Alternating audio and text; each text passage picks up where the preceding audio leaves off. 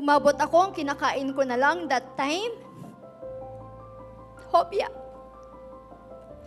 Kasi 150 pesos lang ang meron ako na kailangan kong pagkasyahin ng ilang araw. Sino sa inyo ang mga niloko na?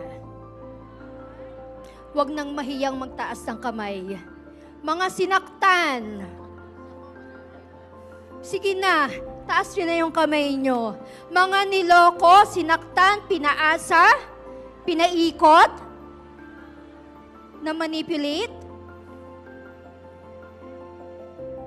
Yung mga nagtaas ang kamay, nasan yun? Yang mga nakataas ang kamay na yan, strong yang mga yan. Be proud. Alam niyo kung bakit ko alam? Kasi yung sakit, yung pangloloko, yung i-manipulate ka ng paulit-ulit, yan yung nagpa-strong sa akin. Yan yung nagpatibay sa akin. I was an OFW for almost 10 years sa Dubai.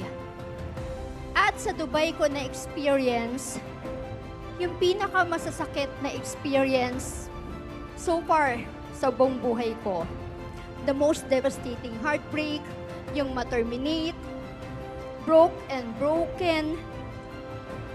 Sakit pala nung ganun. Alam niyo kung gaano pa siya kasakit? Makakatulog ka, umiiyak. Tapos pagising mo, umiiyak ka pa rin. Days, weeks, months, akala mo time will heal. Akala mo matatapos. Pero bakit pabigat ng pabigat? Yung nandito ka na sa ilalim, lalo ka pang dinudukdok ng kapalaran.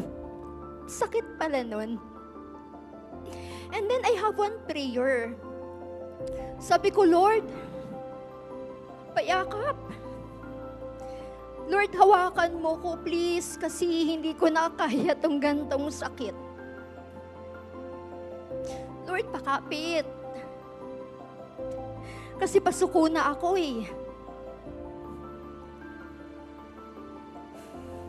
Lord, hawakan mo ko ngayon kasi bibigay na ako talaga.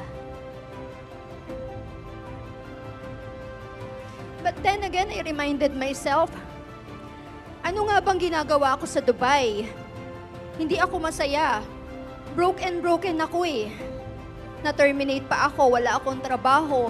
Umabot ako, ang kinakain ko na lang that time, hopya. Kasi 150 pesos lang ang meron ako na kailangan kong pagkasyahin ng ilang araw.